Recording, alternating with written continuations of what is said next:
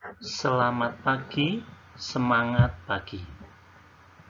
Halo anak-anak, bagaimana kabar kalian hari ini? Semoga selalu dalam keadaan sehat dan kuat. Anak-anak yang terkasih, mari kita melanjutkan pembelajaran tematik terpadu dengan menggunakan daring. Hari ini kita akan belajar tema 1, selamatkan makhluk hidup. Subtema 3, ayo selamatkan hewan dan tumbuhan. Tahukah kamu harimau Sumatera, orangutan dari Kalimantan, atau badak bercula 1 dari ujung kulon? Hewan-hewan tersebut merupakan jenis hewan Indonesia yang dilindungi karena langka. Apa yang menyebabkan hewan tersebut menjadi langka? Ayo kita cari tahu. Berikut adalah contoh-contoh hewan langka dan dilindungi yang ada di Indonesia. Ketiga hewan tersebut adalah orangutan, badak bercula 1, dan harimau. Tahukah anak-anak? Hewan apa lagi yang dilindungi dan dilestarikan di Indonesia?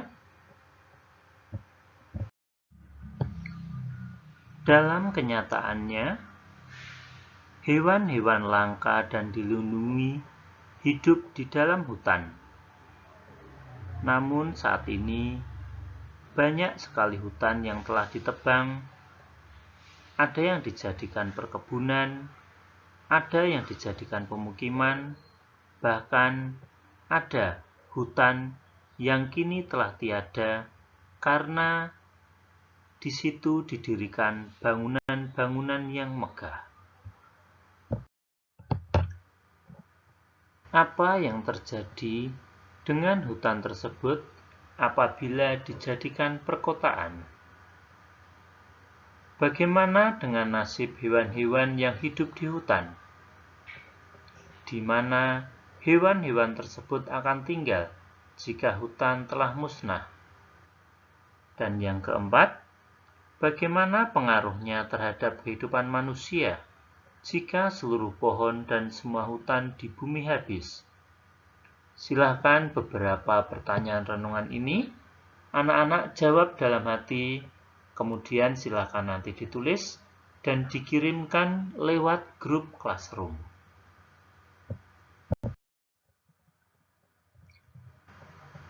Keberadaan hewan dan tumbuhan harus kita lestarikan supaya hewan-hewan tersebut tidak punah. 2. Dapat dimanfaatkan manusia sebagai bahan makanan. Coba anak-anak cari tahu hewan-hewan apa saja yang dapat dijadikan sebagai bahan makanan. 3. Menjaga keseimbangan ekosistem antara produsen dan konsumen. 4. Dapat dimanfaatkan sebagai sumber belajar untuk mengembangkan ilmu pengetahuan. Upaya-upaya yang dapat dilakukan untuk melestarikan hewan. 1. Memahami pentingnya pelestarian hewan. 2. Membuat penangkaran untuk hewan langka. 3. Tidak melakukan perburuan liar. Setelah kita belajar tentang binatang-binatang langka, binatang dilindungi, cara melestarikannya, selanjutnya kita akan mempelajari fakta politik negara-negara ASEAN. Coba anak-anak ingat kembali negara-negara ASEAN yang pernah kita pelajari bersama.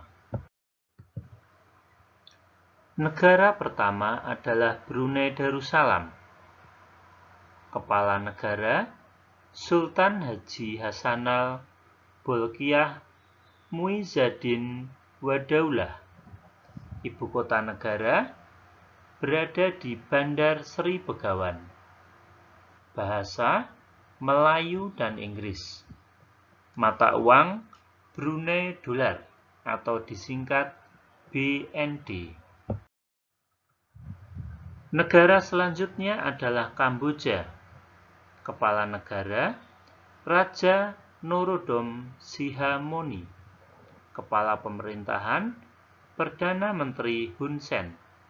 Ibu kota Phnom Penh. Bahasa nasional Khmer. Mata uang riel atau disingkat KHR. Negara selanjutnya adalah negara kita, yaitu Indonesia, dengan bendera kebangsaan berwarna merah putih. Coba anak-anak cari tahu siapa kepala negara di Indonesia. Ada yang tahu? Ya, kepala negara kita adalah Presiden Joko Widodo. Ibu kotanya? Ya, tepat sekali. DKI Jakarta. Bahasa nasional Bahasa Indonesia. Serta mata uang kita apa namanya? Ya, tepat sekali. Rupiah. Berikutnya ada Laos. Kepala negara Presiden Bonhang Vorachit. Kepala pemerintahan Perdana Menteri Thongloun Sisoulith. Ibu kota Vientiane. Bahasa nasional Lao. Serta mata uang KIP atau disingkat LAK.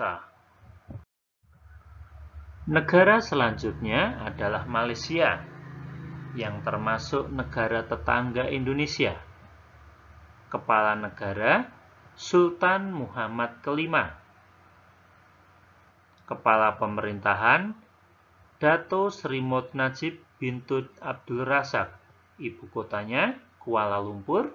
Serta bahasa negara Malaysia ada bahasa Melayu, Inggris, Cina, dan Tamil. Mata uang ringgit.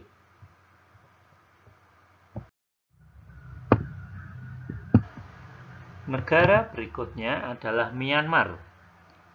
Kepala negara ada Presiden Hatin Kyaw. Ibu kota Nay Pyi-taw. Bahasa nasional adalah bahasa Myanmar serta memiliki mata uang kyat. Filipina. Kepala negara Presiden Rodrigo Roa Duterte. Ibu kota Manila. Bahasa negara Filipino atau Tagalog, Inggris, dan Spanyol. Mata uang peso. Selanjutnya ada negara di ASEAN sekaligus menjadi negara terkecil. Siapakah dia?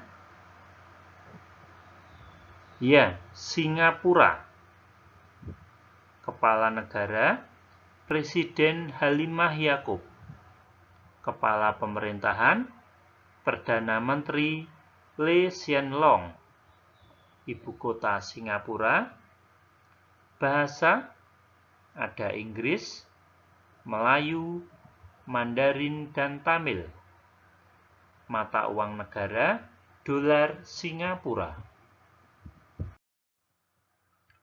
Selanjutnya ada negara Thailand, yang menjadi satu-satunya negara di ASEAN yang belum pernah dijajah.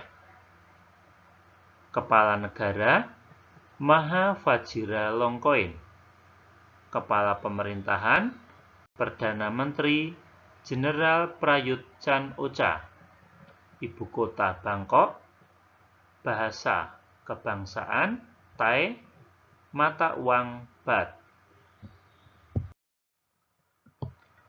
Negara selanjutnya adalah Vietnam dengan warna bendera kebangsaan merah dan di tengah-tengahnya ada logo bintang. Kepala negara Presiden Tran Dai Quang. Kepala Pemerintahan, Perdana Menteri Nguyen Xuan Phuc, Ibu kota Hanoi, bahasa nasional Vietnam, mata uang dong. Demikian tentang fakta politik negara ASEAN. Untuk menambah pengetahuan serta wawasan anak-anak, silakan anak-anak membuka buku tematik tema 1 subtema 3 halaman 116 sampai 125 tentang fakta politik negara ASEAN. Selanjutnya, kita akan belajar nilai-nilai dan contoh perbuatan pengamalan sila kelima Pancasila yang berbunyi keadilan sosial bagi seluruh rakyat Indonesia serta dilambangkan dengan padi dan kapas. Contoh sikap atau perbuatan yang merupakan pengamalan sila Pancasila, sila pertama sampai kelima. Silakan anak-anak amati, kemudian silakan anak-anak pasangkan perbuatan dengan lambang sila Pancasila. Membantu teman saat jatuh dari sepeda adalah contoh perbuatan yang sesuai dengan sila kedua Pancasila, dilambangkan dengan rantai. Menghargai karya orang lain adalah pengamalan sila kelima Pancasila yang dilambangkan dengan padi dan kapas. Tidak memaksakan kehendak saat berdiskusi adalah contoh pengamalan sila keempat Pancasila yang dilambangkan dengan kepala banteng.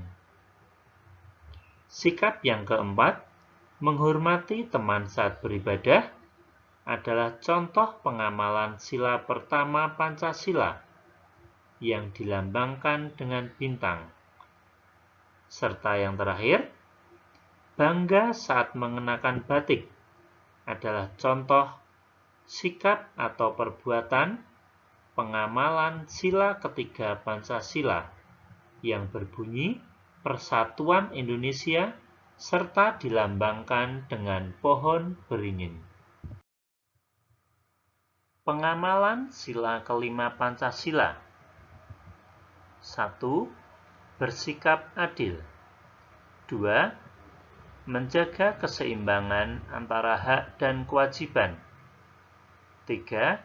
Menghormati hak-hak orang lain. 4. Suka memberi pertolongan kepada orang lain.